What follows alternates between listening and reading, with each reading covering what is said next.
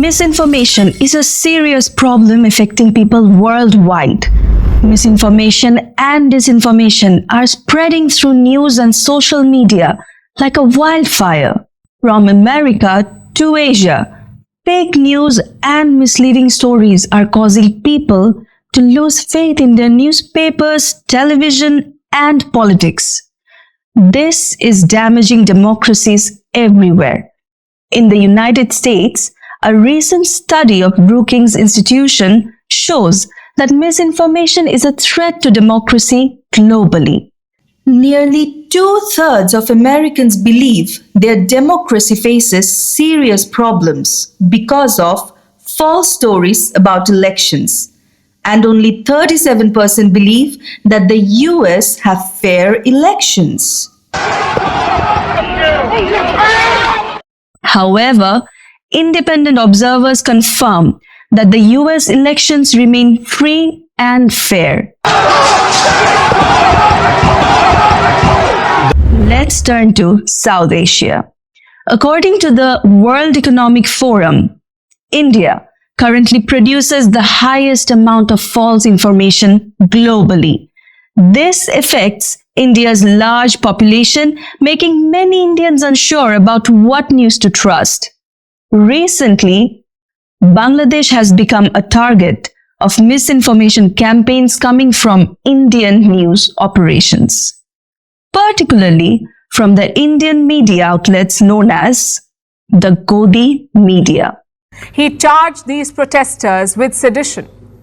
It confirms what many feared after Sheikh Hasina's ouster: Bangladesh 2.0 may have no place for Hindus. These stories paint a false picture of Bangladesh as an unstable country, always on the brink of riots and close to even a civil war. For the Godi media, Bangladesh is dangerous for its own religious minorities.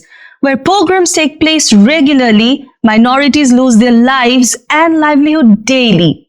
The reality, however, is quite different. When the Indian media is claiming that Bangladesh is unstable, a country almost on the brink of a civil war, this is what's actually taking place in the country. Bangladesh is having an explosion of civic engagement, where young men and women are holding conferences, seminars, and rallies shaping the country's democratic future. These events are attended by thousands daily. When the Indian misinformation painted the picture of a Bangladesh which is as intolerant as Afghanistan, the Ireland women's cricket team was finishing their 3 matches ODI and 3 matches T20 series in several venues in Bangladesh.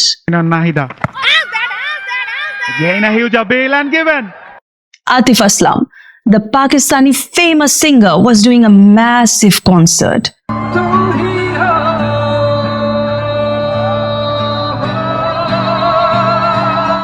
Rahat Fateh Ali Khan, the nephew of Pakistan's legendary Qawwali singer Nusrat Fateh Ali Khan, filled 2 stadiums in Dhaka.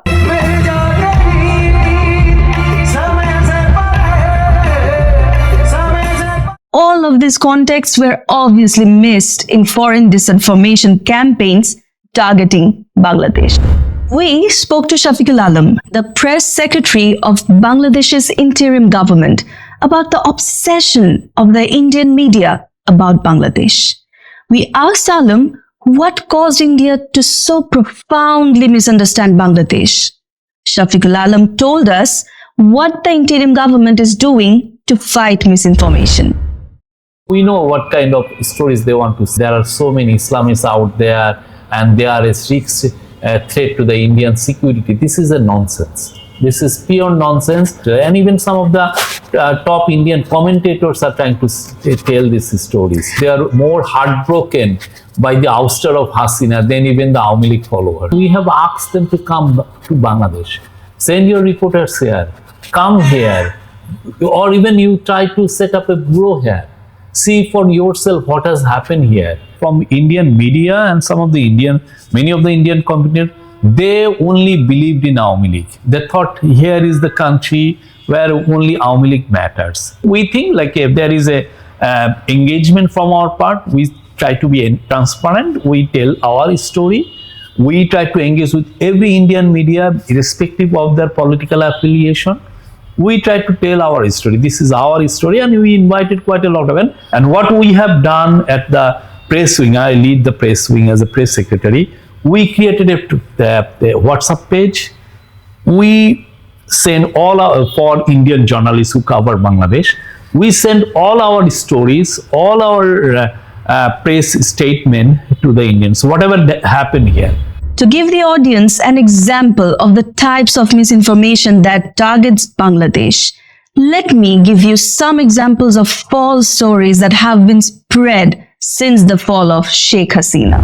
Indian media falsely claimed that the lawyer defending Chinmay Krishna Das, the leader of a newly formed Hindu nationalist platform, was hacked to death in Chittagong, Bangladesh. That was a false assertion. It is true that there was indeed a lawyer who was hacked to death, but he was not Sri Chinmay's lawyer. The slain lawyer was Saiful Islam, Assistant Public Prosecutor, APP, at Chittagong Court. And Saiful Islam's killers, who are now behind the bars, are local Awami League affiliates. And almost all of the killers happen to be Hindus. Not that should mean anything special regarding this crime scene, but that is just a fact. It is also a fact that the local Muslims of Chittagong were sensible enough to overlook the Hindu identities of the killers and not sensationalize the matter any further. Even when hundreds of thousands attended Saiful's funeral, there were no law and order incidents. The Indian media, for their part, missed all of this context and the details. Indian publications pushed the narrative that Bangladesh was so hostile to Hindus that even a monk's lawyer had been killed. There was this video that went viral on social media where you can see a woman tied up against a pillar. The woman is a Chhatra League leader, the student wing of Sheikh Hasina's Awami League party. Chhatra League is now banned in Bangladesh due to widespread allegations of human rights violations and, in some cases, terrorism. It is true that several of their leaders and members were indeed harassed, brutalized, and in some instances, killed during the fall of Sheikh Hasina. That violence was in most cases political in nature, not religious, nor racial or communal. We are not condoning any violence against anyone, any civilian. But the Indian media used that video to misinform their audience that it was the video of a Hindu woman held captive by anti-Hasina forces. In reality, as we said earlier, it was actually the footage of students protesting against the oppressive members of Sheikh Hasina's party at Dhaka University during July 17, 2024.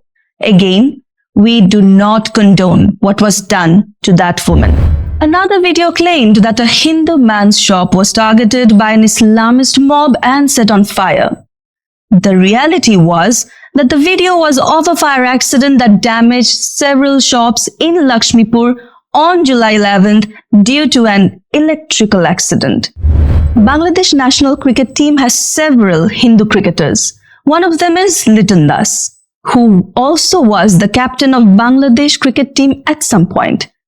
Now there is this image where another cricketer, former Bangladesh captain Mashrafi bin Murtuza's house was being vandalized after Hasina's fall. Murtaza was a member of parliament, an MP from the Awami League party. He was elected via a flawed election. So when Hasina's regime collapsed, it is true that an angry mob attacked his residence. No one should be attacked like that. If Mashrafi is guilty of any crimes, he should have been brought under the law. However, The Indian media used that footage of Mashrafi's house being set on fire to misinform their audience that it was Bangladesh's Hindu cricketer Litan Das's house. These visuals were falsely claimed to show that Hindu Bangladeshis are attempting to flee to India. But these videos were actually of relatives trying to reunite at the India-Bangladesh border in 2018. We asked Faisal Mahmood, the Press Minister of Bangladesh High Commission in New Delhi, whether misinformation is affecting the bilateral relation between Bangladesh and India. Faisal Mahmood also let us know what the interim government is doing to counter misinformation coming from external sources. Bilateral relationship between these two countries is not exactly in a perfect shape right now, and it's understandable because there is a revolutionary scale uprising that had happened in Bangladesh in August.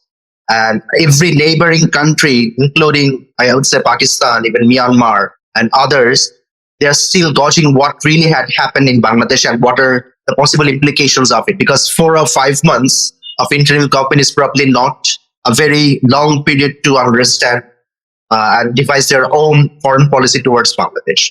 The Indian executive branch, the government, they are in very good terms with Bangladesh government. Their parliamentarians and their general populace, as well as the media, are doing is a different thing.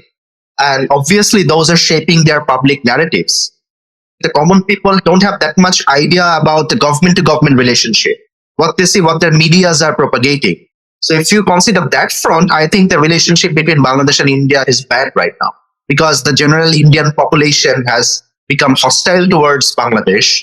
You ask like what the interim government has been doing. We have been passing this information at different levels in India, in Indian media, to the Indian government. All sorts of communications are done. But they are not buying this. I don't know why they are not buying this, but they are still trying to stick to their own narrative. If you want to listen to the full interviews of Shafiqul Alam and Faisal Mahmood, please keep an eye on the Centrist Nation's social media pages. Misinformation has many layers, shapes, and forms. In our next segment, Amit Mustafa talks about a rather interesting outlet for misinformation, which involves the American president-in-waiting, Donald Trump. There is this X account called Donald J. Trump Updates, which seems to be obsessed with Bangladesh. The account has a blue tick mark around it and has about 90,000 followers. The account begs people to follow it, which is very much unlike the real Donald Trump, who is not short on followers. This account has repeatedly made the claims that Dhaka is now the crime capital of the world under the Professor Muhammad Yunus's administration. As you know, there are 200 plus countries in this world, but this Donald J. Trump update account has a singular obsession on Bangladeshi affairs, drawing an unusually negative attention, which is quite abnormal coming from an American politician. Given that the media literacy here in South Asia is not up to the mark, messages coming out of this Donald J. Trump update handle can still manage to dupe a large audience. And you can see that the account has succeeded in fooling quite a lot of people, visible from the interactions it gets from its readers. In one of the posts, the handle referred to the citizens of Bangladesh as snakes. Another post from the same account said that the rice exported from India to Bangladesh contains a high dosage of pesticides that could potentially cause cancer. The account claimed India sends the worst quality rice to Bangladesh, and I repeat, the worst quality rice. In another post, the account says the Myanmar's rebels have taken control of Bangladesh's territory, which is obviously false, and independent fact checkers have confirmed that. Donald J. Trump is apparently worried about Sheikh Hasina's father, Sheikh Mujib's picture being removed from the Bangladeshi currency. Another post from the same account states Sri Chinmoy, a Hindu nationalist leader from Bangladesh, was kidnapped, and I repeat, kidnapped by the Bangladeshi government. Last but not the least, this account is super worried about the safety and security of Donald Trump's supporters in the new Bangladesh. It spread the lies that Donald Trump's supporters are being harassed and arrested by the law enforcement agencies here in Bangladesh. Real story here was that this whole Trump supporters arrest was an issue of a political caricature where supporters of the past Sheikh Hasina regime intentionally hit the streets with Trump's pictures just to draw attention from the real Donald Trump. Well, the real Donald Trump did not fall for this trap, at least not yet. We have come to the end of our first episode of Straight Shot. This was a special edition on just one topic, misinformation.